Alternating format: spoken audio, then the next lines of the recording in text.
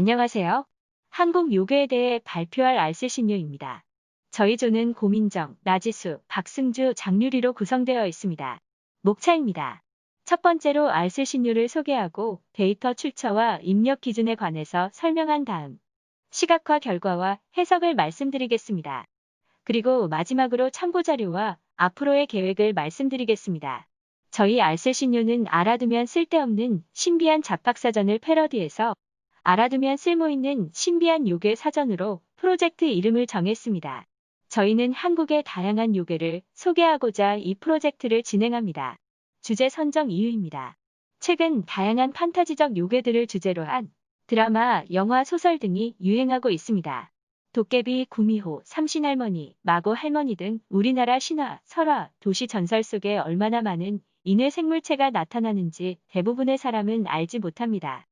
우리나라에도 다양한 요괴들이 등장했다는 기록물을 토대로 다양한 요괴들이 주목받을 수 있도록 한국의 요괴를 총정리해보고자 합니다. 다음은 데이터 수집 방법입니다. 알쓸신유 시각화에 사용된 데이터는 모두 한국 요괴 도감과 한국 괴물 백과를 기반으로 데이터를 수집했습니다. 한국 괴물에 대한 자료는 크게 기록 문헌과 민간 전승으로 나누어집니다.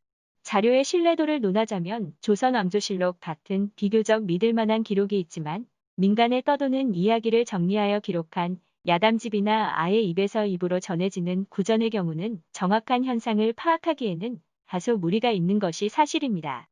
그러나 저 괴물이 실제했다를 알아보는 것이 아니라 저 시대의 사람들은 이런 괴물이 있었을 것으로 생각했다를 알아보는 것이기 때문에 자료의 신뢰도 여부는 검토하지 않고 포함했습니다.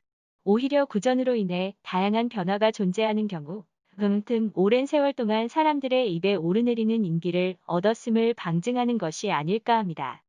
데이터 입력 기준은 한국 요괴 도감의 분류법을 따랐습니다.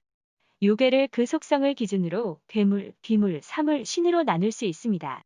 다수를 차지하는 괴물의 경우 외형상으로 짐승형, 벌레형, 식물형, 어류형, 인간형으로 나눌 수 있습니다. 두 가지 이상의 형태를 가지고 있으면 알쓸신유 팀에서 임의로 변신형으로 명명했습니다. 괴물의 유형 분류 이외에도 출몰 지역, 출몰 시기, 기록 문헌을 분류하여 기록하였고 알쓸신유 데이터 역시 이 기준에 따랐습니다. 연대로 분류하면 고대시대 창세 후 삼국시대, 고려시대, 조선 초기, 조선 중기, 조선 후기, 20세기, 21세기 알 수 없음으로 나눌 수 있다. 기록 중 미상은 알 수 없으므로 시대 불문은 시대를 가리지 않았다는 것으로 보고 고대시대부터 조선 후기까지의 연대에 배정했습니다. 이후 두 책에서 중복되는 대상을 전처리했습니다. 공교롭게도 이름 없는 존재에 대한 두 서적의 입장이 달랐습니다. 하나는 사자성어처럼 한자로 기록된 특징의 일부를 차용해오는 것이었고 다른 하나는 임의로 이름을 지어주는 것이었습니다. 어떻게 하면 효율적으로 중복 데이터를 걸러낼 수 있을까 하다가 이름과 서적을 중심으로 중복 검사 후 삭제하는 방향으로 데이터를 처리했습니다. 이름이 다르게 적혔을지라도 기록 문헌은 겹치는 부분이 있으리라고 생각했기 때문입니다. 데이터 중에서 생소한 명칭인 경우 친숙한 이름으로 임의로 교체했습니다. 예로 감돌이는 반쪽이로 비적은 소금 맷돌로 교체했습니다.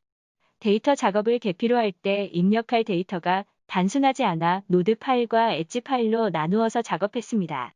왼쪽에 보이는 표는 노드 파일의 일부입니다. 엣지 파일은 대분류에서 소분류로, 소분류에서 대상으로, 대상에서 문헌으로, 시대에서 대상으로 구성했습니다. 대분류, 소분류 대상 관계는 1대1로 구성됩니다. 1대1의 경우는 변신형으로 명명했기 때문입니다. 대상에서 문헌으로, 시대에서 대상으로 경우 n대1의 관계를 맺고 있기 때문에 n번 입력했습니다.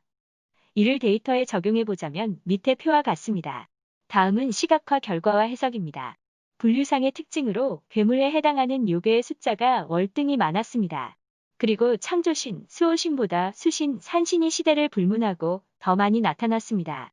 문헌상의 특징으로 소수의 기록 문헌에 편증된 데이터가 대부분이라서 요괴가 조선 초 중기의 내용을 담고 있는 어우야담, 고려시대에 기록한 삼국시대의 내용인 삼국사기, 고려시대에 기록한 고조선부터 후삼국 시대의 내용인 삼국유사에 기재되어 있거나 민간 전승을 통해 그 존재가 내려오고 있습니다. 시기상의 특징으로 고대시대에 가장 많은 수의 요괴가 등장했습니다. 삼국유사에 가장 많은 요괴의 수가 기록되어 있기 때문이라고 추측하고 있습니다. 이때 알려진 요괴들이 대를 거쳐 시대 불문의 형상으로 지금까지 내려오고 있습니다. 고대시대 다음으로 많은 수를 자랑하는 시기가 조선 중기입니다. 조선 중기에 두 차례의 외란이 있었고 정치적으로도 해이해지는 시기였기에 심란한 정국과도 관련이 있었을 것으로 추정하고 있습니다. 가장 많은 인기를 누리는 것은 바로 짐승형 요괴입니다. 짐승형, 인간형, 변신형 순으로 데이터에서 요괴가 많이 등장합니다. 변신형의 대다수가 짐승형과 인간형임을 보아 사람들이 생각하기에 가장 손쉽게 접할 수 있는 기이한 대상은 짐승이거나 인간이었으리라고 볼 수 있습니다. 예상했던 대로 도깨비가 가장 높은 디그리를 가진 것으로 나타났습니다. 신과 괴물의 양면적인 면을 모두 포함하고 있는 도깨비는 조선 왕조실록에도 등장하였을 뿐 아니라 동아일보에까지 나타납니다. 구미호는 의외로 높은 순위 안에 없는 모습을 확인할 수 있었습니다. 구미호는 한국 문헌상 기록이 거의 없는 존재입니다. 다음은 지역상의 특징입니다. 인기 있는 요괴들은 특정 지역에 나타나기보다는 전국적으로 나타나는 경향이 강합니다. 지역마다 형태는 조금씩 다르지만 같은 이름과 유사한 속성을 지니고 있습니다. 기록을 할 수 있는 지식인층이 수도에 몰려있고 기록된 문헌이 주로 신라와 조선의 것이 많기 때문에 수도 편중적인 특징이 나타납니다. 서울과 경주 그리고 경기 지역의 기록이 유난히 많습니다. 우리나라 고유의 문화인 탈놀이와 굿 등에서 등장하는 괴물들이 많습니다. 기존에 있던 공포를 상징하는 괴물을 탈놀이와 굿을 통해 문화화하고 생활화했다고 볼 수 있을 것입니다. 새는 하늘과 통하는 존재입니다. 그래서 어떤 새가 등장하느냐에 따라 상서로운 징조를 나타내기도 하고 재앙을 예고하기도 합니다. 하늘이 보내는 전령과도 같은 역할을 조류형 괴물이 수행합니다. 조류 이외에도 흰 동물과 같이 보기 드문 동물들의 의미를 담기도 합니다. 현대인의 관점에서 바라보면 괴물이라고 바라보기 어렵지만 당대인들은 괴물처럼 바라보았을 것입니다. 허무맹랑한 것 취급을 받았던 것이니만큼 어디에도 기록되지 않고 구전으로만 내려오는 요괴들이 과반수를 차지하고 있습니다. 여기서 기이한 것을 배척했던 조선 유교 사회의 흔적이 엿보입니다. 지금까지 알쓸신유의 두 번째 발표였습니다. 이후에는 웹사이트 개설과 데이터 아카이빙을 진행할 예정입니다. 감사합니다. 궁금하신 내용은 댓글로 남겨주세요.